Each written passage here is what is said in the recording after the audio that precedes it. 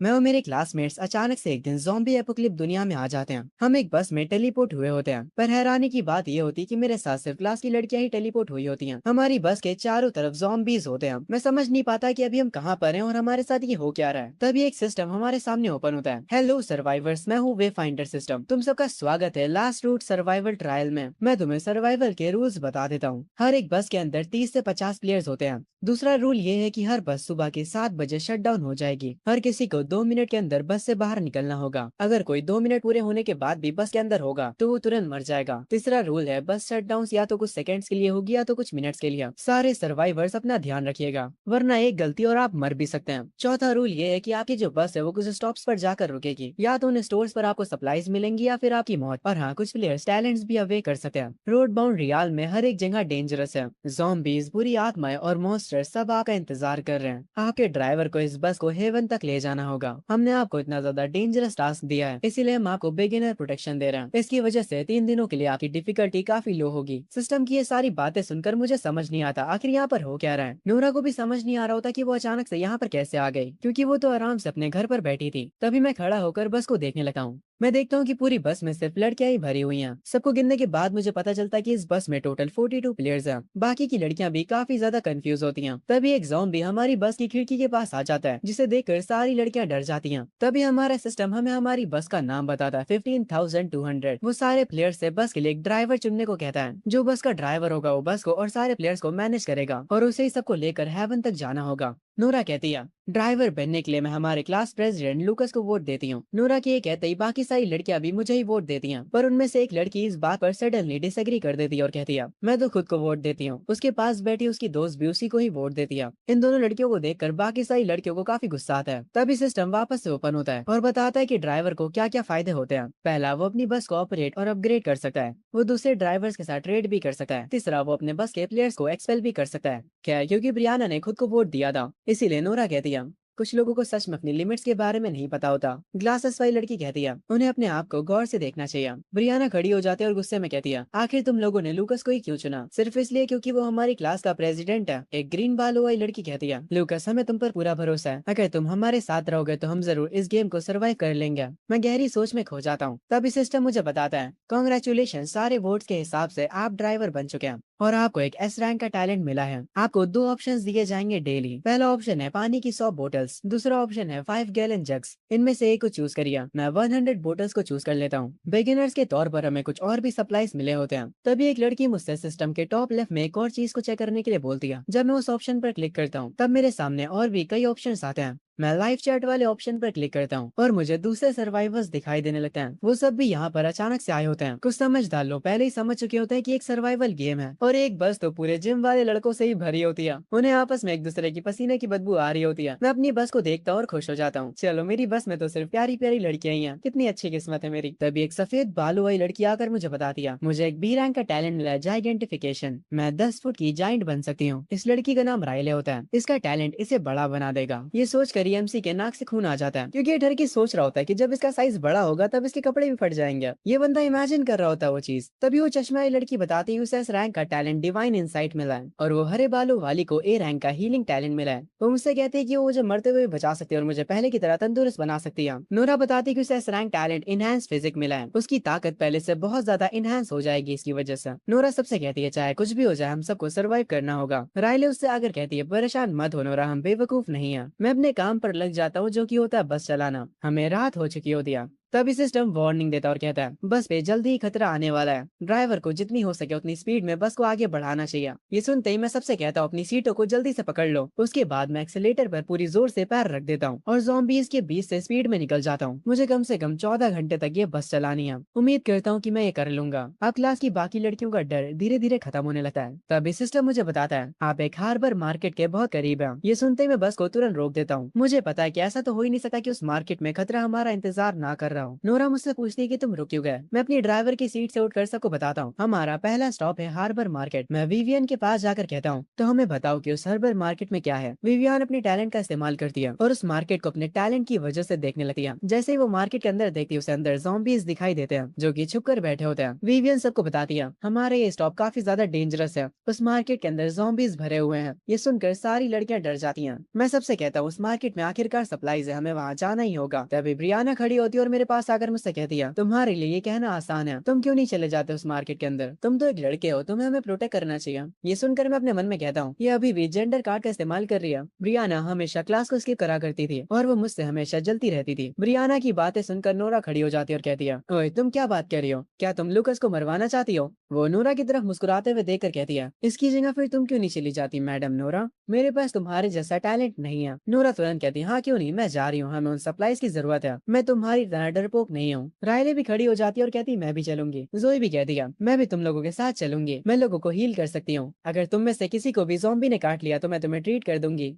जोई ज़ॉम्बी को golden Apple के साथ पोशन देकर हील कर रही है। काफी टाइम हो गया माइनक्राफ्ट खेले हुए। खैर ब्रियाना कहती है तुम लोग जाओ, मैं तब आऊंगी जब मुझे सब कुछ सेफ लगेगा। मैं सबसे कहता हूँ क्योंकि मैं क्लास प्रेसिडेंट हूँ इसीलिए मैं आगे जाऊंगा और जिसको भी डर लग रहा है वो इसी बस में रहे। पर हाउस मार्केट में जो भी पहले जाएगा उसे अपनी पसंद की चीजें लाने का हक है। मेरी बातों पर तीनों लड़कियां एग्री करती हैं। ये देखकर मैं मुस्कुराता हूँ और फिर विवियन से कहता हूँ विवियन तुम यहीं पर रुकना, तुम्हारे टैलेंट हमारे लिए बहुत ज्यादा कीमती है। विवियन मेरी बात मान लेती है। तभी अचानक एक एमा नाम की लड़की उठती है और कहती है मैं भी तुम लोगों के साथ चलूंगी। जब वो ये कह रही होती तभी सिस्टम बताता है अटेंशन प्लेयर बस अपने स्टॉप पर आ चुकी है, जल्दी से एक्सप्लोरेशन टीम को मार्केट में भेजो। तुम लोग जितना देर करोगे ज़ॉम्बीज उतना ही तुमसे अट्रैक्ट होंगे। मैं सबसे कहता हूँ जो भी चलना चाहते हैं वो मेरे पीछे आओ। नोरा मेरे पास आकर कहती है मैं तुम्हें प्रोटेक्ट करूंगी। मैं उससे कहता हूँ चलो अब चलते हैं। हम जैसे ही बस का गेट खोलते हैं वैसे ही बाहर से काफी खतरनाक हवा आती है। हम लोग बस से बाहर निकलते हैं। दूसरी तरफ ब्रियाना काफी ज्यादा जेलस होती है और कह रही होती है ये क्लास के 3 लोग कितना ज्यादा शो ऑफ करते हैं, ये लोग बस लकी है कि इन्हें इतना अच्छा टैलेंट मिला है। मैं उम्मीद करती हूँ कि ज़ॉम्बीज तुम सबको मार दें। एक तो जब भी ऐसे कैरेक्टर्स किसी भी स्टोरीज में होते हैं उन्हें देखते ही मूड खराब हो जाता है। खैर जब हम स्टोर के पास पहुंचते हैं तो हम बाहर ही रुक जाते हैं। मैं सबसे कहता हूँ मैं अंदर जाकर चेक करता हूँ, पर नोरा मुझे रोक कर कहती है लूकस मुझे आगे जाने दो, मेरी बॉडी इनहेंस्ड है। तभी एमा हमारे पास आती है और कहती है तुम दोनों पहले मुझे जाने दो, तुम दोनों की पावर्स बहुत ही ज्यादा कीमती है, अगर तुम्हें ज़ॉम्बीज ने काट लिया तो हम उसका रिस्क नहीं ले सकते।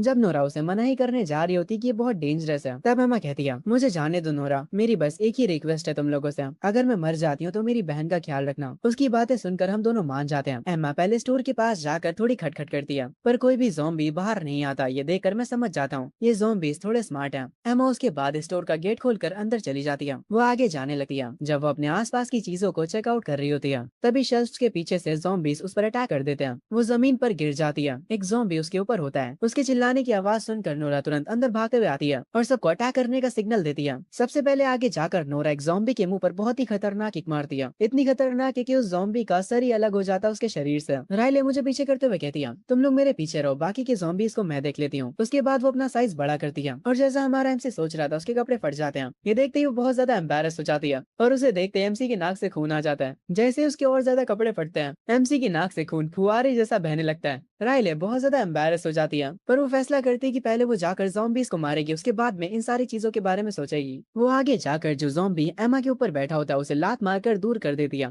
और उसे मारकर एमा को बचा लेती है। हम सब जल्दी से एमा के पास जाते हैं। रायले भी अपनी ओरिजिनल फॉर्म में आ जाती है। क्योंकि उसके कपड़े फट गए थे इसलिए मैं उसे अपनी शर्ट दे देता हूँ। ऑफ कोर्स यार मैं जेंटलमैन हूँ। वो मुझसे शर्ट लेते हुए सोचने लगती है कोई बात नहीं, जो हुआ सो हुआ। वैसे भी लूकस यहाँ पर एक अकेला लड़का है। वो मेरी दी हुई शर्ट को पहन लेती है पर एमा को बचाने में हमने काफी देर कर दी होती है। वो ज़ॉम्बी उसे काट चुका होता है। एमा की आंखों में आंसू होते हैं। वो समझ जाती है कि अब वो मरने वाली है। मैं तुरंत उसके पास जाता हूँ और उसे उठा लेता हूँ। तभी जोई वहाँ पर आती है और कहती है मुझे इसे हील करने दो। वो आते ही एमा के घाव को हील करने लगती है। एमा मुझसे कहती है लूकस क्या मैं मरने वाली हूँ। मैं उससे कहता हूँ ऐसी बातें मत करो, तुम बिल्कुल ठीक हो जाओगी। तभी वो मेरा हाथ पकड़ कर कहती है मैं तुम्हें कब से ये बताना चाहती थी, मैं तुम्हें पसंद करती हूँ। ये सुनकर मैं शौक हो जाता हूँ, क्या इसने मुझे अभी अभी कन्फेस करा है। मुझे समझ नहीं आता कि मुझे क्या कहना चाहिए। तुम्हारा शुक्रिया मुझे पसंद करने के लिए एमा, मुझे नहीं पता कि क्या कहना होता है। एमा आगे कहती है उस इंसान की बाहों में मरना जिसे मैं पसंद करती हूँ ये इतना भी बुरा नहीं है। वो अपने मन में सोचने लगती है अगर लूकस मुझे किस करता है तो मैं बिना किसी रिग्रेट्स के मर सकती हूँ। एमा कहती है लूकस मैं मरने वाली हूँ, क्या तुम मेरी एक आखिरी विश पूरी कर सकते हो। मैं उससे कहता हूँ हाँ क्यों नहीं, तुम जो भी कहोगी मैं उसे करने की पूरी कोशिश करूंगा। एमा कहती है लूकस क्या तुम मुझे किस कर सकते हो। ये सुनते ही मेरा चेहरा पूरा लाल पड़ जाता है। एमा की आंखों से आंसू बहने लगते हैं और वो कहती है क्या तुम ये विश पूरी नहीं कर सकते।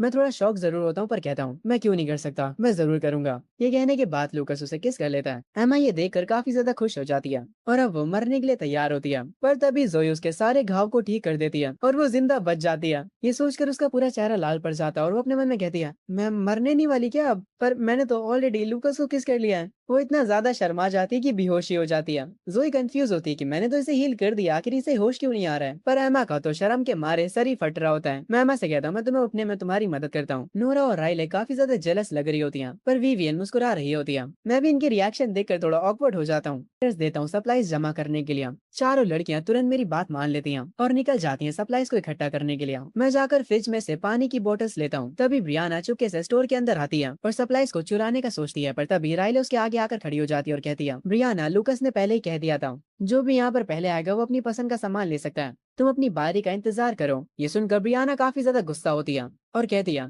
यहाँ पर इतनी ज्यादा सप्लाईज हैं, अगर मैं कुछ ले भी लेती हूँ तो क्या ही गलत हो जाएगा। पर तभी मैं भी वहाँ पर आ जाता हूँ। ब्रियाना से कहता हूँ, बस में वापस चली जाओ, तुम्हारी बारी तब आएगी जब हम अपना सामान लेकर यहाँ से चले जाएंगे। ब्रियाना कहती है, तुम लोग कुछ छोड़ोगे ही नहीं क्या? तुम लोग मुझे भूखा देखना चाहते हो? नोरा उसके पास आकर कहती है, तुम्हारी दिक्कत है, अब यहाँ से बाहर चली जाओ चुपचाप, और धक्का देकर उसे स्टोर से बाहर कर देती है। ब्रियाना को मजबूरी में बस में वापस आना पड़ता है। शुक्र करो कि तुम्हारी बस का ड्राइवर लूकस है, मैं होता तो तुम्हें कब का बस से बाहर फेंक चुका होता। मुझे नहीं पसंद ये अनोइंग कैरेक्टर्स। क्या स्टोर के अंदर मैंने अपने लिए काफी सारा सामान ले लिया होता है। मैं देखता हूँ कि जोई सिर्फ और सिर्फ चिप्स के पैकेट ही ले रही होती है। मैं उससे कहता हूँ, जोई, तुम जो चाहो वो ले सकती हो, पर तुम सिर्फ चिप्स ले रही हो। जोई काफी देर तक तो मेरी बातों पर ध्यान नहीं देती, फिर पलट कर मुझसे कहती है, लूकस, मैं तुम्हें अपने चिप्स नहीं देने वाली। मैं जोई के पास जाकर कहता हूँ, तुम इन कैंस को भी तो ले सकती हो, यहाँ पर बहुत सारे हैं। पर जोई कहती है, नहीं, मुझे चिप्स पसंद है। तभी राइले आकर उन कैंस को लेने लगती है और कहती है, अगर ये इन्हें नहीं ले रही है तो मैं इन्हें ले लेती हूँ। राइले के फटे कपड़े देखने के बाद दोबारा से एमसी की नाक से खून आ जाता है। वो अपने मन में सोचने लगता है, हमें राइले के बड़े ट्रांसफॉर्मेशन के लिए कपड़े चाहिए। उसके बाद हम लोग अपना अपना सामान लेकर स्टोर से बाहर आ जाते हैं और बाकी सबसे कहते हैं, अब तुम्हें जो कुछ भी लेना है अंदर जाकर ले लो। ब्रियाना सबसे पहले स्टोर के अंदर जाती है बाकी लड़कियों के साथ। हम पांचों लोग बस के अंदर आ जाते हैं। नोरा मुझसे कहती है, लूकस, मेरी इन्वेंट्री पूरी खाने से भरी हुई है,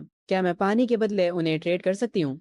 मैं उससे कहता हूँ, हाँ, क्यों नहीं। तभी विवियन बताती है, लूकस, स्टोर के अंदर जो शेल्फ है हम उन्हें डिसमेंटल कर सकते हैं और उससे हमें आयरन इनगट्स मिल जाएंगे, जिससे हम आगे चलकर बस को अपग्रेड कर सकते हैं। मैं ये सुनकर थोड़ा शॉक हो जाता हूँ। तब मुझे पता चलता है कि ये जो बस है वो लार्ज आइटम्स को ब्रेक करके उन्हें बेसिक मटेरियल्स में बदल सकती है। जो टेबल्स होते हैं वो लकड़ी बन सकते हैं और जो आयरन के शेल्फ हैं वो आयरन इनगट्स बन सकते हैं। तभी क्लास की बाकी लड़कियां स्टोर से निकलकर बस पर वापस आ रही होती है। उनमें से एक लड़की कंप्लेन करते हुए बोल रही होती है, मुझे बहुत ज्यादा प्यास लगी हुई है, पर जो लोग पहले गए थे उन लोगों ने एक भी पानी की बोतल वहाँ पर नहीं छोड़ी। दूसरी लड़की उससे कहती है, अब कंप्लेन करने से कुछ नहीं होने वाला, अगर हम पहले जाते तो हमें मिलता, इसमें हमारी गलती है। तभी हम उन सारे आयरन शेल्फ्स को आयरन इनगट्स में बदल देते हैं। उन शेल्फ्स की मदद से हमें 210 आयरन इनगट्स मिले होते हैं। 10 आयरन इनगट्स हम बस को अपग्रेड करने में लगा देंगे, बाकी के 200 हम स्टोर कर लेंगे। पर अब मेरी इन्वेंट्री में जरा सा भी स्टोरेज नहीं बचा होता। मैं उन सारी लड़कियों से पूछता हूँ, किसी की इन्वेंट्री में जगह खाली है? तभी एमा की जुड़वा बहन खड़ी होती है और मेरे पास आती है, मेरी इन्वेंट्री में काफी जगह है, तुम उनका यूज कर सकते हो। ये सुनकर मैं उसे शुक्रिया बोलता हूँ। वो शर्माते हुए कहती है, नहीं, इसकी कोई भी जरूरत नहीं है, मुझे मदद करके खुशी हुई। उसके बाद वो उन सारे आयरन इनगट्स को अपनी इन्वेंट्री में रख लेती है। मैं उसे 2 पानी की बोतल्स देते हुए कहता हूँ, अब तुम अपनी सीट पर जाकर बैठ जाओ। उसके बाद बस वापस से चलना शुरू करती है। नोरा ड्राइवर सीट के पास बैठी होती है और क्योंकि मैं ड्राइविंग करते हुए खाना नहीं खा सकता हूँ, इसीलिए नोरा मुझे अपने हाथों से खाना खिलाती है और हम लोग आगे बैठे काफी सारी बातें भी कर रहे होते हैं। पीछे से ये सब देखकर जोई कहती है, ये दोनों एक साथ कितने अच्छे लग रहे हैं। बाकी की लड़कियां भी हमें देखकर खुश होती हैं और थोड़ा टीज करते हुए कहती हैं, लग रहा है क्लास में एक दूसरे से चिपके रहना इन लोगों के लिए काफी नहीं था और अब तो ये इसको अपने हाथों से खाना खिला रही है। जरा देखो तो नोरा ब्लश कर रही है। नोरा इस टाइम पर बिल्कुल लूकस की मॉम जैसा बिहेव कर रही है। तभी हम अपनी जुड़वा बहन से कहती है, हम वैसे भी इतना खाना नहीं खाते हैं, तो हम लोग आपस में अपना खाना शेयर करते हैं ताकि हम लोग खाना और बचा सकें। तभी एक मोटी लड़की जो कि ब्रेड खा रही होती है वो अपनी ब्रेड फेंक देती है और एमा के पास जाकर उसके कंधे पर जोर से हाथ रखती है, जिससे एमा डर जाती है। वो लड़की कहती है, मुझे अपना खाना दे दो। हमें एमा की आदत से पता चलता है कि ये लड़की क्लास में उसे हमेशा बुली करा करती थी, उसके पैसे छीनना, उसे रुलाना और उसके मुंह पर सिगरेट का धुआं छोड़ना।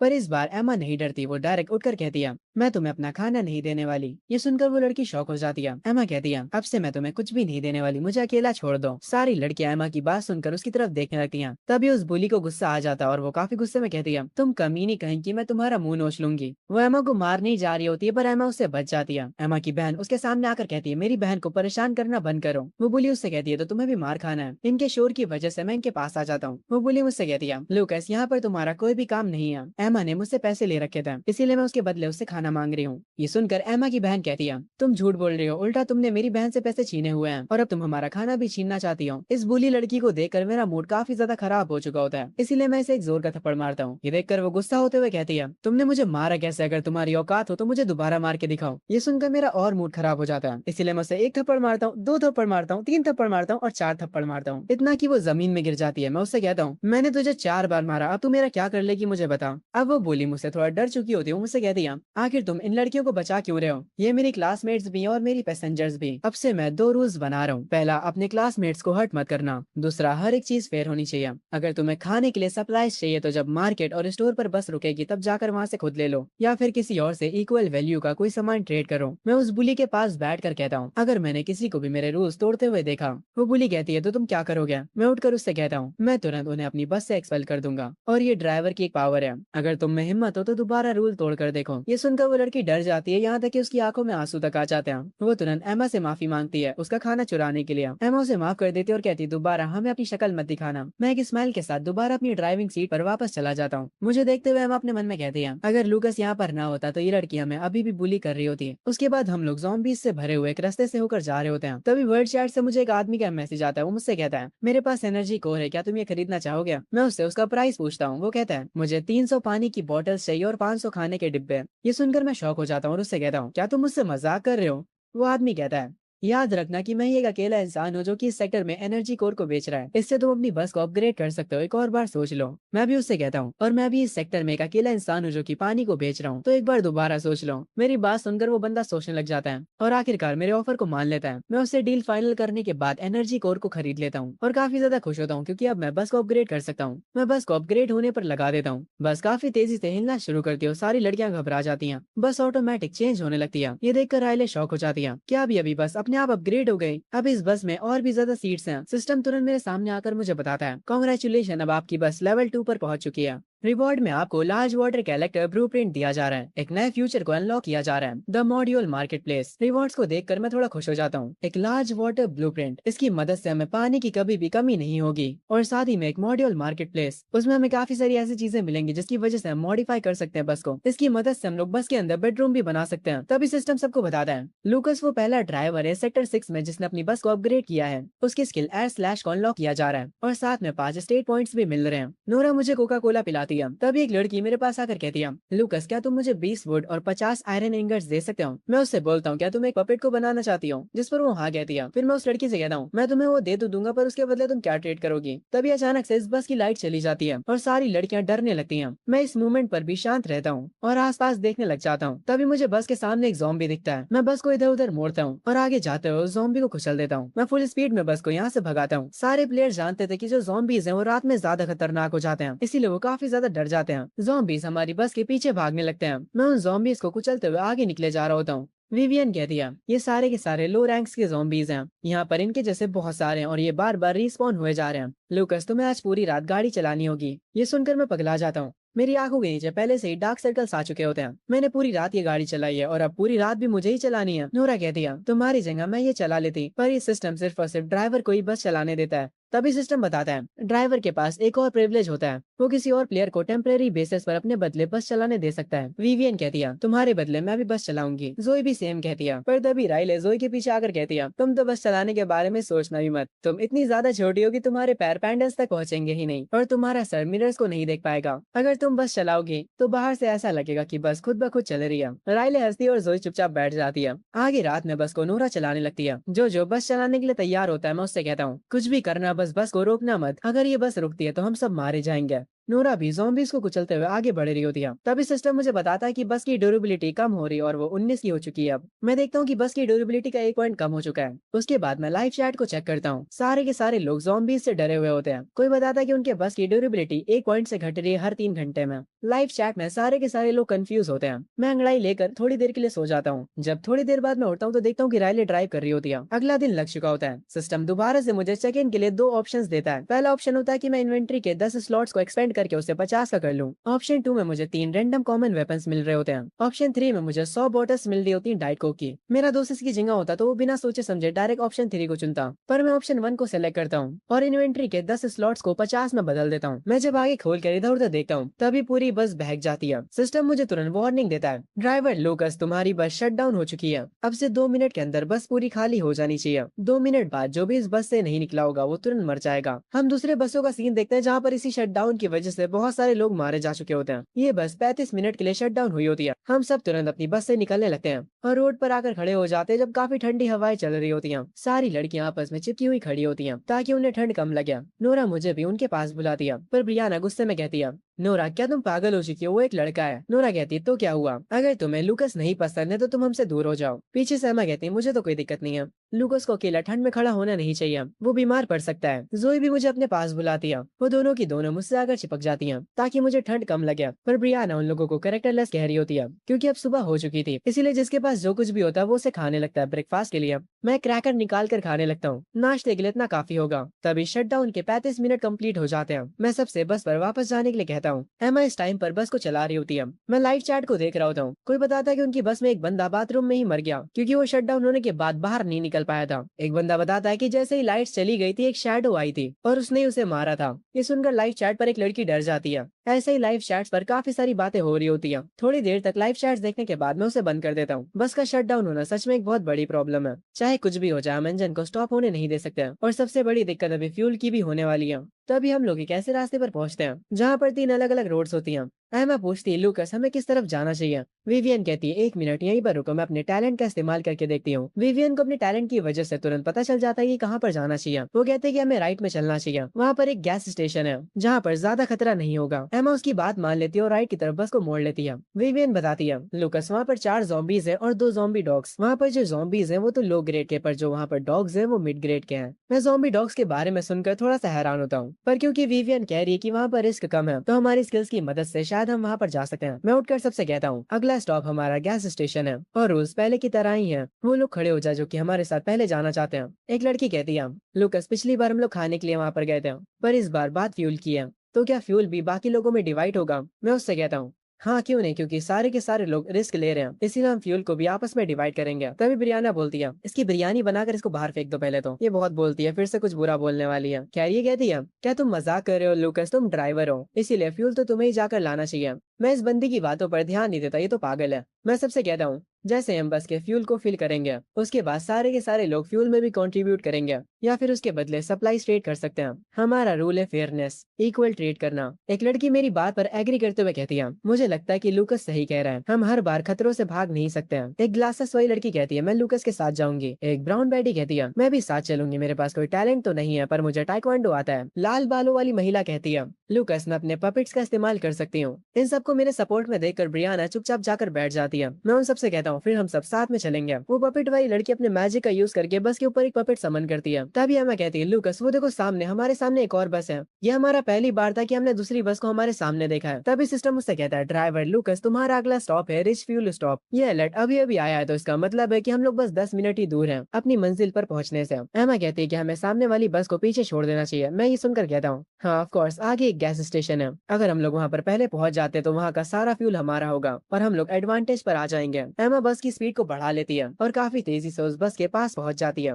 हम लोग उस बस को थोड़ी टक्करें भी मारते हैं। हमारा आयरन पपेट उनकी बस पर अटैक करता है। उस बस के अंदर एक पीले बालों वाला लड़का कहता है, बॉस हमारे साथ वाली जो बस है उसमें बहुत ही कमाल की लड़कियां हैं। जब उसका बॉस हमारी बस को देखता है तो वो हैरान रह जाता है। वो जैसे ही लड़कियों को देखता है वो पगला जाता है। वो लोग सोच रहे होते हैं कि आखिर हमारी बस की स्पीड उनसे इतनी फास्ट क्यों है। उसका बॉस उसे बताता है, शायद से इन्हीं लोगों ने अपनी बस को अपग्रेड करा था। ट्रैविस के चेहरे पर आगे की स्माइल आ जाती है और वो कहता है, सोचो तो जरा, अगर उस बस की सारी लड़कियां हमारी हो जाएं। आगे वो एक सीट के पास जाता है। हरी आंखों वाली लड़की उससे कहती है, ट्रैविस आखिर तुम अब क्या करने वाले हो। ट्रैविस उससे कहता है, तुम्हें क्या लगता है, तुम्हें कल ही तो पता चला था। वो लड़की घबराने लगती है और उससे कहती है, ट्रैविस तुम मुझे ऐसे ट्रीट नहीं कर सकते हो। उसके पास वाला लड़का हिम्मत करके कहता है, ट्रैविस प्लीज मेरी गर्लफ्रेंड को अकेला छोड़ दो। बट ट्रैविस उसे थोड़ा सा गरियाता है और अपने हाथ को किसी चीज में स्विच करके उस लड़की को मारता है। वो लड़का काफी ज्यादा इंजर्ड हो जाता है। हमारी बस उनकी बस से आगे निकल चुकी होती है और हम लोग गैस स्टेशन पर पहले पहुंच जाते हैं। एमा तुरंत इशारा करते हुए कहती है, लूकस वो देखो वहाँ पर है ज़ॉम्बीज और वो ज़ॉम्बी डॉग्स। मैं एमा से बस रोकने के लिए कहता हूँ। मेरे कहते ही वो बस को रोक देती है।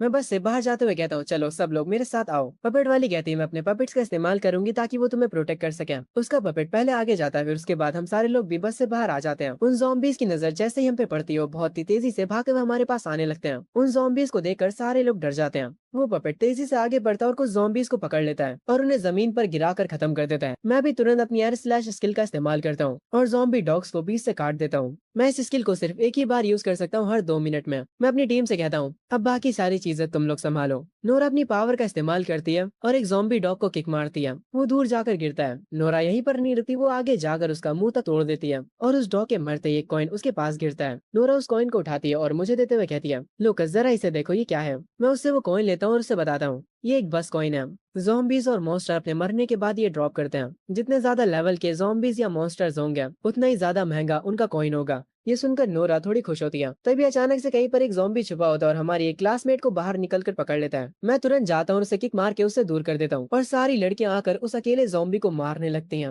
वो लोग उसे अपनी लातों से पीट पीट कर ही खत्म कर देती हैं। मैं खड़ा होकर कहता हूँ, ये ज़ॉम्बी तो खुशी खुशी मरा होगा, इतनी सारी लड़कियों ने जो इसे मिलकर मारा है। जब जोई उस लड़की को ट्रीट कर रही होती है, नोरा बाकी के ज़ॉम्बीज को चेक कर रही होती है कि वो जिंदा है या नहीं, और अगर गलती से वो जिंदा है तो नोरा उन्हें मार देती है। हील होने के बाद वो लड़की जोई को थैंक यू बोलती है। मैं सबसे कहता हूँ, ठीक है सब लोग, डेंजर अब खत्म हो चुका है, अब जाकर तुम सब फ्यूल को ढूंढो, और हाँ, इसकी कन्वीनियंस स्टोर की सप्लाईज को मत भूलना। सारे लोग चले जाते हैं फ्यूल और सप्लाईज लेने। मैं नोरा के साथ चलते हुए अपनी घड़ी देखता हूँ। इन zombies को मारने में हमें 4 मिनट लगे। 6 मिनट में दूसरी वाली बस भी यहाँ पर पहुंच जाएगी। हमें उन्हें रोकना होगा हमारी सप्लाईज छीनने से। मैं नोरा को बताता हूँ कि दूसरी बस भी जल्दी ही यहाँ पर पहुंच जाएगी और हमें उन्हें रोकना होगा हमारी सप्लाईज चुराने से। नोरा कहती है, लुकस तुम परेशान मत हो, अगर वो हमारी सप्लाईज लेने का ट्राई करते हैं तो मैं मार मार के उनका भरता बना दूंगी। ये सुनकर मैं अपने मन में सोचता हूँ, नोरा का इस रैंक का टैलेंट उसे 10 गुना ज्यादा ताकतवर बना देता है। नोरा हमारी स्ट्रॉन्गेस्ट फाइटर है, तो मुझे इसकी तो चिंता नहीं करनी चाहिए। आगे मैं भी स्टोर में जाकर सप्लाईज कलेक्ट करने लगता हूँ और मैं बाकी सबसे काफी ज्यादा तेजी में सामान को कलेक्ट कर रहा होता हूँ। एक सेकंड रुको, इसने सामान के साथ कुछ और भी उठाया है। खैर एमसी फटाफट यहाँ का सारा सामान गायब कर रहा होता है। वो यहाँ पर कुछ भी नहीं छोड़ता।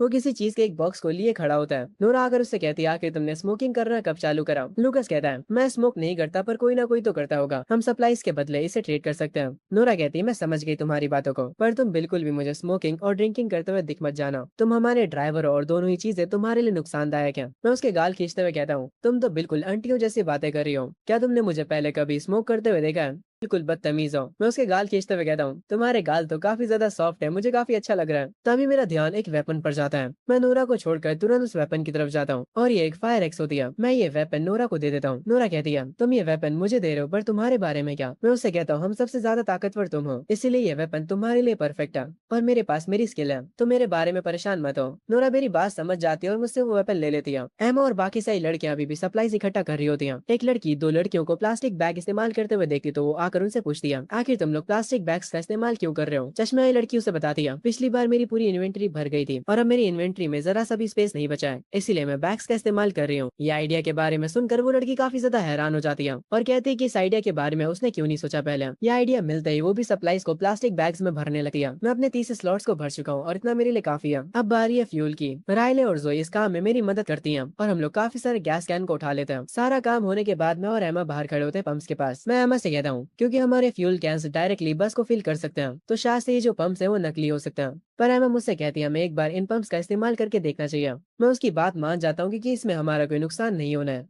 हम लोग हमारी बस को लेकर आते हैं पंप के पास। जैसे ही पंप के पास बस पहुंचती है, मुझे फ्यूल फिल करने का ऑप्शन आ जाता है। मैं तुरंत उस ऑप्शन पर क्लिक कर देता हूँ। वो पंप अपने आप ही निकल कर बस को फिल करने लगता है। उतनी ही देर में दूसरी बस भी यहाँ पर पहुंच जाती है। उस बस के सारे लड़के नीचे उतरते हैं। वो ये देखकर हैरान होता है कि हम लोग उनसे पहले पहुंच गए यहाँ पर। बस का फ्यूल फिल करने के बाद मैं भी नीचे उतरता हूँ और सारी लड़कियां भी स्टोर से बाहर आ जाती हैं। वो मेरे पीछे आकर खड़ी हो जाती हैं, जिसे देखकर ट्रेविस कहता है, इतनी सारी लड़कियां, मुझे उस लड़के से जलन हो रही है, ये तो मेरे सपनों को जी रहा है। इनका बॉस कहता है, इसके साथ जितनी भी लड़कियां वो सारी की सारी काफी सुंदर हैं। इन लोगों ने पहले लड़कियां नहीं देखी हैं क्या जो ऐसा रिएक्ट कर रहे हो। खैर विवियन मेरे पास आकर मुझे बताती है, लूकस इनमें से दो लोगों के पास टैलेंट्स हैं। वो येलो बालों वाला क्रीपी लड़का, उसके पास बी रैंक का स्किन हार्डनिंग टैलेंट है, पर उसकी अटैक पावर कम है। मैं उससे पूछता हूँ दूसरे वाले का क्या। विवियन बताती है, उसके पास भी बी रैंक टैलेंट है, स्पाइक स्किन, वो अपनी स्किन को स्पाइक्स में कवर कर सकता है। मैं विवियन से कहता हूँ, मैं समझ गया, तुम्हारा शुक्रिया। विवियन कहती है, अगर ये लोग फाइट करना चाहते हैं तो हम भी पीछे नहीं हटेंगे। ये वैसे भी हमारी दुनिया नहीं है, यहाँ पर कोई भी कानून नहीं है, और सबसे इम्पोर्टेंट बात, उन लोगों की नजर हमारी क्लास की लड़कियों पर है। मैं तेज आवाज में कहता हूँ, हम लोग यहाँ पर पहले आए थे इसीलिए हमने सारा सामान ले लिया है और ये गैस स्टेशन हमारा है।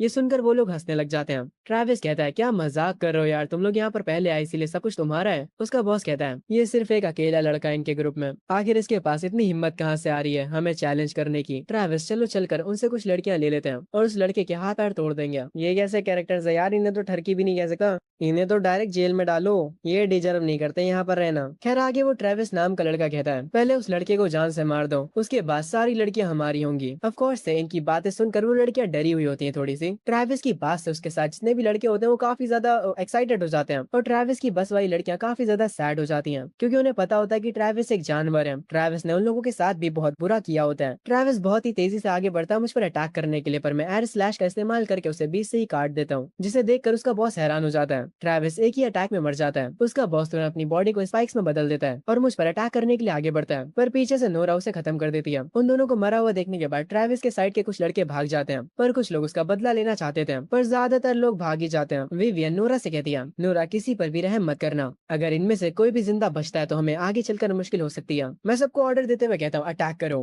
राइले मेरी दी हुई शर्ट को उतारती है और अपने बड़े वाले फॉर्म में ट्रांसफॉर्म हो जाती है। उसके बाद वो उन लोगों के पास जाती है जो कि उसकी टीम की लड़की को मार रहे होते हैं अकेले। राइलो को देखते उनकी फट जाती है। राइले उनमें से एक को उठाती है और जोर से हवा में घुमाकर जमीन पर फेंक देती है। नोरा भी एक एक करके सबको मारे जा रही होती है। उसका मोटिव सबको जान से मारना होता है, वो किसी को भागने का मौका भी नहीं देती और उन्हें बेरहमी से मारे जा रही होती है। अपने सामने ऐसे लोगों को मरता हुआ देखकर सारी लड़कियां थोड़ी थोड़ी घबराई हुई होती हैं। ट्रेविस की बस से वही लड़का निकलता है जिसको ट्रेविस ने मारा था। वो काफी खुश नजर आ रहा होता है। वो आते ही मेरे सामने घुटनों पर बैठकर मुझे शुक्रिया बोलने लगता है कि मैंने उसके दुश्मनों को मार दिया। वो अपना सर जमीन पर रखकर कहता है, मुझे माफ करना सारी मुश्किलों के लिए। वो दोनों हमारे बस ड्राइवर्स थे। वो बंदा बताता है कि उन लोगों ने इसकी गर्लफ्रेंड को भी असॉल्ट करा था। उसकी गर्लफ्रेंड भी बाहर आकर मुझे शुक्रिया बोलने लगती है। अपनी गर्लफ्रेंड को देखने के बाद वो लड़का उसे गले लगा लेता है और दोनों रोने लग जाते हैं। विवियन मेरे पास आती है और कहती है, क्या अभी भी कोई ट्रेविस का साथी बचा हुआ है? वो लड़का तुरंत कहता है, मैं बताता हूँ, एक अकेला बचा हुआ है, वो देखो वो रहा। ये लड़का ट्रेविस के साथ काफी ज्यादा क्लोज था। ये भी उसकी तरह है क्योंकि ओवन ने उसका राज सबके सामने खोल दिया होता है, इसीलिए वो बंदा ओवन को मारने जा रहा होता है। पर इससे पहले कि वो उसे मारे मैं बीच में आकर उसे रोक देता हूँ। मैं विवियन से कहता हूँ, अपनी पावर्स का इस्तेमाल करके पता लगाओ कि ओवन सच बोल रहा है कि नहीं। विवियन अपनी पावर के यूज करती है और एक बैरियर क्रिएट होता है। बाकी सारे के सारे तो नॉर्मल स्टूडेंट्स लग रहे होते हैं, पर वो बंदा जिसको ओवन ने ट्रेविस का साथी बताया था वो रेड कलर में अपीयर हो रहा होता है। इसका मतलब होता है कि वो ट्रेविस से कनेक्टेड है।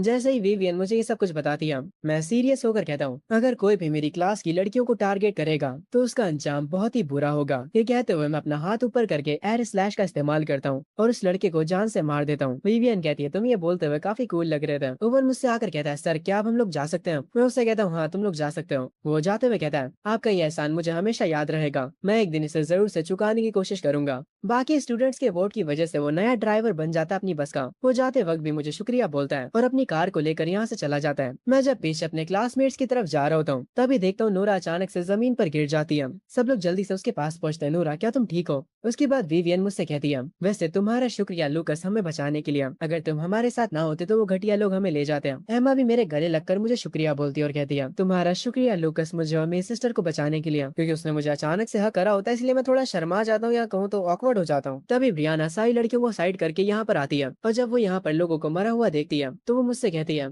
तुम तो खूनी हो, तुम इन्हें मार कर भगा भी तो सकते थे, तो फिर तुमने इन्हें इतनी ब्रूटली क्यों मारा? एक लड़की ब्रियाना से कहती है, वो लोग हमें नुकसान पहुंचाना चाहते थे, लूकस और बाकी सबने मिलकर हमें प्रोटेक्ट करा है, तो फिर आखिर तुम्हारी दिक्कत क्या है? ब्रियाना मुस्कुराते हुए कहती है, तो क्या हो गया, एक खूनी तो खूनी ही हुआ है ना, मैंने तो इनसे नहीं कहा था कि ये लोग मुझे प्रोटेक्ट करें। वो बाकी सबको भी लूकस और नोरा के खिलाफ भड़काने लगती है। लड़कियों मेरी बात सुनो, क्या तुम लोग सच में खूनियों के साथ रहना चाहती हो? अगर हम लोग कभी घर वापस जाते हैं तो सबसे पहले हम लोग पुलिस मैन की कंप्लेन करेंगे और खास करके हम लोग नोरा की रिपोर्ट करेंगे। उसने अपनी कुल्हाड़ी का इस्तेमाल ऐसे करा जैसे वो सब्जियों को काट रही हो। ये लड़की बहुत खतरनाक है। पर कोई भी लड़की ब्रियाना की बातों में नहीं आती। कुछ लड़कियां तो ये भी कहती कि ब्रियाना तो हमारी क्लास में होनी ही नहीं चाहिए थी। सारे लोग लूकस और नोरा की तारीफ करने लगते हैं। वो लोग कहते हैं कि आज हम उनकी ही वजह से सेफ हैं। एक लड़की तो ये भी कहती कि तुम्हें तो हमारी बस पर होना ही नहीं चाहिए। और सब लोग एक साथ मिलकर ही ब्रियाना को बुरा भला कहने लगते हैं। सबको अपने खिलाफ देखकर ब्रियाना काफी ज्यादा हैरान हो जाती है और कहती है, तुम लोगों को क्या लगता है कि मैं गलत कह रही हूँ? आखिर तुम सब एक साथ मेरे खिलाफ कैसे हो गए? उसके बाद वो सीरियस होकर कहती है,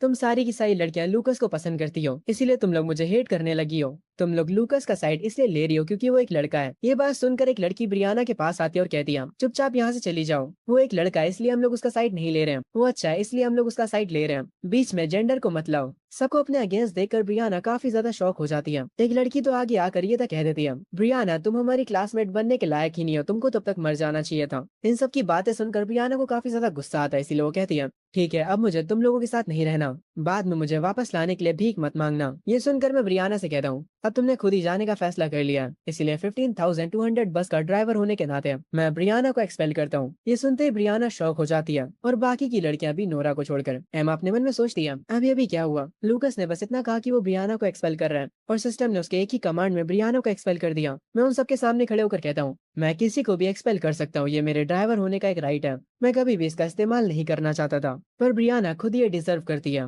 ये कहकर हम सारे के सारे लोग बस के अंदर जाने लगते हैं सिवाय ब्रियाना के। ब्रियाना ये देखकर काफी ज्यादा गुस्से में होती है। हम सारे लोग बस के अंदर जाकर बैठ जाते हैं। एक लड़की बोलती है क्या ब्रियाना सच में एक्सपेल हो चुकी है। दूसरी वाली कहती है लगता तो ऐसे, ये सिस्टम वैसे भी झूठ नहीं बोलता। अब ब्रियाना का खेल खत्म है। और भी दो लड़कियां आपस में बात करती है। उनमें से एक कहती है इस बार ब्रियाना ने लूकस को कुछ ज्यादा ही गुस्सा दिला दिया था। वो बार बार उसके फैसलों में टांग अड़ाती थी। मैं एमा से दरवाजा बंद करने के लिए कहता हूँ। एमा ब्रियाना के मुंह पर दरवाजा बंद कर देती है। ब्रियाना तुरंत रोने लगती है और जमीन पर बैठकर कहती है नहीं मुझे छोड़कर मत जाओ प्लीज, मुझे भी अपने साथ ले चलो। इसे इतनी जल्दी अकल आ गई। वो जब खिड़की पर खड़ी होकर रो रही होती है तभी विवियन नोरा के पास जाकर उसे कुछ बताती है, जिसे सुनकर नोरा काफी सीरियस हो जाती है। वो अपनी सीट से उठती है और एमा को डोर खोलने के लिए कहती है। मैं उसकी ये बात सुनकर थोड़ा हैरान होता हूँ और उसकी तरफ देखता हूँ। वो मुझसे कहती है मुझे ब्रियाना से कुछ बात करनी है, ज्यादा टाइम नहीं लगेगा। मैं एमा से कहता हूँ ठीक है डोर को ओपन कर दो। एमा डोर को ओपन कर देती है। नोरा बस के बाहर चली जाती है, जिसे देखकर ब्रियाना काफी ज्यादा खुश हो जाती है और कहती है तुम मुझे वापस लेने आ ही गई, कुछ ज्यादा ही जल्दी तुम लोगों को रिग्रेट नहीं होने लगा। अब ये मत कहना कि मुझे वापस ले जाने के लिए तुम मुझसे भीख मांगोगे। मेरा यकीन मानो अगर मुझे मौका मिलता है तो मैं तुम सबको जान से मार दूंगी।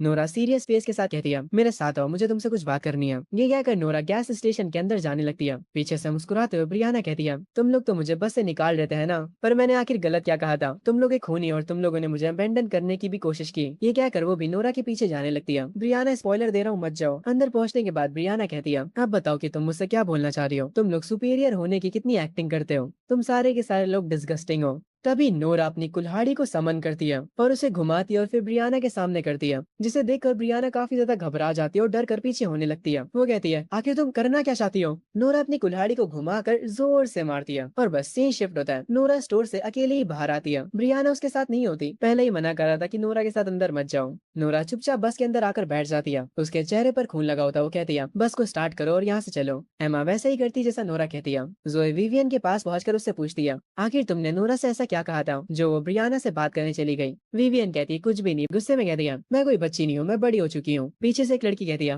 हाँ बिल्कुल बिल्कुल जोए अब बड़ी हो चुकी है। ये सुनकर विवियन हंसने लगती है। नोरा मेरी साथ वाली सीट पर ही बैठी होती है। मैं नोरा की तरफ देखते हुए कहता हूँ तो तुमने वो कर ही दिया। एमा मेरे पीछे आकर मुझसे कहती है लुकस तुम्हें क्या लगता है कि नोरा ने ब्रियाना से क्या बात करी होगी और ब्रियाना नोरा के साथ वापस क्यों नहीं आई। ब्रियाना वापस नहीं आने वाली। ब्रियाना का खेल खत्म हो चुका है। तुम्हें पता नहीं कैसा लगा होगा पर मुझे मजा आया। बहुत ज्यादा अनोइंग कैरेक्टर थी वो, उसे देखते ही मुझे गुस्सा आ रहा था। खैर जो लुकस होता है वो बहाना बनाते हुए एमा से कहता है नोरा ने उससे बस पर वापस आने को कहा था पर उसने मना कर दिया। ये सुनकर एमा निराश होती है और कहती है नोरा तो इतने अच्छे से उसे वापस लाने गई थी। ब्रियाना पूरी की पूरी पागल है जो उसने मना कर दिया। वो जरूर से पछताएगी। ये सुनकर मैं अपने मन में कहता हूँ जरूर से ब्रियाना को पछतावा हुआ होगा, पर अब क्या फायदा। बाकी लोगों को अब तक पता चल चुका होगा कि नोरा ने ब्रियाना के साथ क्या किया, पर वो सब बिल्कुल चुप है। उसके बाद मैं बात बदलते हुए कहता हूँ वैसे एमा जब तुमने मुझसे कन्फेस करा था तब क्या तुम सच में मुझे पसंद करती थी। ये सुनते ही एमा वापस से ब्लश करने लगती है और अपना सर नीचे कर लेती है। मैं भी उसके पास आकर खड़ा हो जाता हूँ। सारे लोग हमें ही देखने लगते हैं, जिसकी वजह से मैं थोड़ा ऑकवर्ड हो जाता हूँ और हंसने लगता हूँ। आगे हमारी बस एक जगह पर जाकर रुक जाती है और हम सारे लोग बस से उतर जाते हैं। नोरा मेरे पास आती है और मुझसे कहती है तुम ब्रियाना के लिए मुझसे गुस्सा तो नहीं हो। मैं उससे कहता हूँ मैं गुस्सा क्यों हूँगा। नोरा रोते हुए कहती है मुझे पता है कि तुम्हें सब कुछ पता चल गया होगा। वो कितने सालों से हमारी क्लासमेट थी पर मैंने उसे अपने हाथों से मार डाला। मैं नोरा से कहता हूँ मुझे जरा सा भी उसका बुरा नहीं लगा जो कुछ भी तुमने करा। ये सुनकर नोरा थोड़ी खुश हो जाती है और मुझे शुक्रिया बोलती है। विवियन हमारे पास आकर कहती है आखिर ये प्रेमी जोड़ा आपस में क्या बातें कर रहे हैं। ये सुनकर नोरा शर्मा जाती है और कहती है ऐसी बातें मत करो। विवियन मुस्कुराते हुए यहाँ से चली जाती है। मैं विवियन को जाते हुए देखकर अपने मन में कहता हूँ नोरा ने ब्रियाना को तब मारा जब विवियन ने उससे कुछ कहा था। अपने टैलेंट की वजह से विवियन को जरूर से फ्यूचर के बारे में कुछ पता चला होगा। पीछे से नोरा मुझे काफी देर से घूरे जा रही होती है। मैं मुड़कर उससे पूछता हूँ आखिर क्या हुआ। वो तभी मुझसे कन्फेस करते हुए मुझसे कहती है, मैं तुमसे प्यार करती हूँ लूकस। मैं मुस्कुराते हुए उससे कहता हूँ, हाँ मुझे लगा ही था। ये सुनकर वो मुझसे पूछती है, फिर तुम्हारा क्या ख्याल है। मैं उसे टीज करते हुए कहता हूँ, मैं भी खुद से बहुत प्यार करता हूँ। ये सुनकर वो हैरान रह जाती है और समझ जाती है कि किस बेवकूफ को उसने अभी अभी प्रपोज करा है। मैं उससे कहता हूँ, अरे यार मैं मजाक कर रहा था। उसके बाद मैं उसका हाथ पकड़ता हूँ और उसके काफी क्लोज आने लगता हूँ। तभी वो मुझसे कहती है, तो क्या लूकस तुम भी मुझे पसंद करते हो। मैं उससे कहता हूँ, हाँ क्यों नहीं। वो कहती है, तुम्हें मुझ में क्या पसंद है। मैं उससे कहता हूँ, तुम काफी खूबसूरत हो और तुम्हारे पैर काफी लंबे और प्यारे हैं। तो लूकस को पैर पसंद है नोरा क्या। बड़ी अजीब फैंटेसी है, पर हमें क्या। नोरा ही सुनकर कहती है, अगर तुम्हें मेरे पैर पसंद है तो तुम इन्हें टच कर सकते हो। क्या चल रहा है यार इस स्टोरी में। आगे लूकस उसे थोड़ा और टीज करता है, जिसके बाद नोरा कहती है, तो अब तुम्हें मुझे अपनी गर्लफ्रेंड बनाना होगा। ये तो सामने से गर्लफ्रेंड बनने को कह रही है। लूकस कहता है, यार तुम तो ऐसे कह रही हो जैसे मैं कोई प्ले बॉय हूँ। नोरा आगे मुस्कुराते हुए कहती है, मुझे पहले से पता है कि तुम एमा को भी पसंद करते हो और बाकी लड़कियों को भी। ये सुनकर मैं हल्की सी स्माइल करता हूँ। नोरा थोड़ी टेंशन में होती है और अपने मन में कहती है, कुछ भी हो जाए सबसे पहले तो लूकस को मैं ही हासिल करूंगी। और ये कहते हुए वो लूकस को किस कर लेती है। दूर से ही सब देखने के बाद एमा की ब्रेड गिर जाती है। उसकी बहन वो ब्रेड उठाते हुए उससे कहती है, तुम्हें भी थोड़ा बोल्ड बनना पड़ेगा। देखो नोरा उसे ऑलरेडी किस कर रही है। ये सुनकर एमा थोड़ी निराश हो जाती है। जब ये दोनों एक दूसरे को छोड़ते हैं, नोरा कहती है, तुमने मुझे इतने कस के क्यों पकड़ के रखा था। उधर दूसरी तरफ एमा की बहन उससे कह रही होती है, अगर तुम ऐसे ही शर्माती रही तो लूकस तुम्हें कभी नहीं मिलने वाला। एमा कहती, तुम अब बहुत ज्यादा बकवास करने लगी हो। उसकी बहन कहती है, तुम भी उन्हें ज्वाइन क्यों नहीं कर लेती। उन्हें ज्वाइन कर लो, क्या कह रही है भाई ये सुनकर एमा भी थोड़ी शर्माने लगती है और नोरा और लूकस को देख रही होती है दूर से। नोरा लूकस से बोलती है, मैं हमेशा तुम्हें प्रोटेक्ट करूंगी। सेम चीज लूकस भी बोलता है। उसके बाद हम सब अपनी बस में आकर बैठ जाते हैं। एमा ड्राइव कर रही होती है। मैं सिस्टम पर वाटर कलेक्टर बना रहा होता हूँ और जैसे ही वो बन जाता है मैं उसे ओके कर देता हूँ। तभी सिस्टम से एक लाइट निकलती है और वो सीधा जाकर एक जगह पर वाटर कलेक्टर बना देती है। ये देखकर सब लोग हैरान रह जाते हैं। मैं उसके पास खड़ा होकर सबको बताता हूँ, ये वाटर कलेक्टर सबके लिए है, हर कोई इसका इस्तेमाल कर सकता है। ये सुनकर सब लोग खुश हो जाते हैं। जोई तो जल्दी से आकर मेरे गले ही लग जाती है और कहती है, लूकस सबसे कमाल का है। तभी मैं उससे कहता हूँ, पर ये फ्री नहीं होने वाला, इसके बदले तुम्हें कुछ न कुछ एक्सचेंज करना पड़ेगा। ये सुनकर जोई मुंह बना लेती है और कहती है, लूकस इतना भी अच्छा नहीं है। खैर रात में हम लोग वापस से ज़ॉम्बियों को कुचलते हुए बस को आगे लेकर जा रहे होते हैं। जैसा मैंने एक्सपेक्ट करा था, सारे के सारे ज़ॉम्बीज रात में और भी ज्यादा एग्रेसिव हो जाते हैं। बाकी के सारे लोग उन ज़ॉम्बीज से डर रहे होते कि कहीं वो बस को तोड़कर अंदर ना आ जाए। एमा बस चलाते हुए सबसे कह रही होती है, कोई भी चिंता मत करो, लूकस और नोरा हमारे साथ है, वो हमें प्रोटेक्ट करेंगे। दो लड़कियां पीछे बैठी आपस में बातें कर रही होती हैं। तुम्हें क्या लगता है नोरा और लूकस आपस में डेट कर रहे हैं। आखिर वो लोग लास्ट वाली सीट पर क्या कर रहे हैं। दूसरी वाली कह रही है, थोड़ा धीमे बोलो वो हमें सुन लेंगे। तभी हम देखते हैं कि जो लूकस और नोरा होते हैं वो सबसे पीछे वाली सीट्स पर बैठे होते हैं। लूकस थोड़ा कंफ्यूज होता है और पूछता है कि तुम आखिर मुझे यहाँ पर क्यों लेकर आई हो। नोरा अपने मन में सोच रही होती है, अब मैं लूकस की गर्लफ्रेंड हूँ, मुझे जो कुछ भी करना है मैं उसके साथ कर सकती हूँ। क्या करना है तुम लोगों को। खैर इस बार ज्यादा इधर उधर नहीं जाते हैं। वैसे भी तुम ठरकी लोग हर एक चीज का गलत ही मतलब समझोगे। लाइक नोरा कुछ अच्छा भी तो कह सकती है और वैसे ही वो कहती भी है, लूकस तुम मेरी गोद में अपना सर रखकर सो जाओ। लूकस थोड़ा ब्लश करते हुए कहता है, नोरा क्या तुम सीरियस हो। नोरा कहती है, हाँ बिल्कुल। ये सुनकर लूकस काफी खुश हो जाता है और कहता है, ठीक है जैसा तुम कहो। और इसके बाद वो उसकी गोद में सर रखकर सो जाता है। उसके बाद सीन शिफ्ट होता है सुबह। लूकस जैसे ही उठता है उसका सिस्टम तुरंत एक्टिवेट हो जाता है और कहता है, आपको दोबारा से दो ऑप्शन दिए जाते हैं। पहले ऑप्शन में आपको 20 रैंडम वेपन्स मिलेंगे और ऑप्शन 2 में आपको 200 चिकन नगेट्स मिलेंगे। लूकस तुरंत ऑप्शन 1 को सेलेक्ट कर लेता है, यानी 20 रैंडम वेपन्स को। वो सारे रैंडम वेपन्स उसकी इन्वेंट्री में आ जाते हैं। वो अपनी इन्वेंट्री से एक चैंसो को बाहर निकालता है। सिस्टम उसे उस चैंसो के बारे में सब कुछ बताता है। इस चैंसो का नाम है इन्फिनिट चैंसो और इसका ग्रेड कॉमन सुप्रीम है और ये चैंसो रिन्यूएबल पावर सप्लाई के साथ है। इसे 2 घंटे यूज करने के बाद इसे 5 घंटे तक चार्ज करना पड़ेगा। इसका डैमेज बहुत ज्यादा हाई है। ये देखकर लूकस कहता है, रिन्यूएबल पावर, इसकी मदद से तो मैं ज़ॉम्बीज को मक्खन की तरह काट सकता हूँ। नोरा उस चैंसो को देखकर मेरे पास आती है और कहती है, ये तो काफी कमाल का है, क्या ये आज का तुम्हारा रिवॉर्ड है।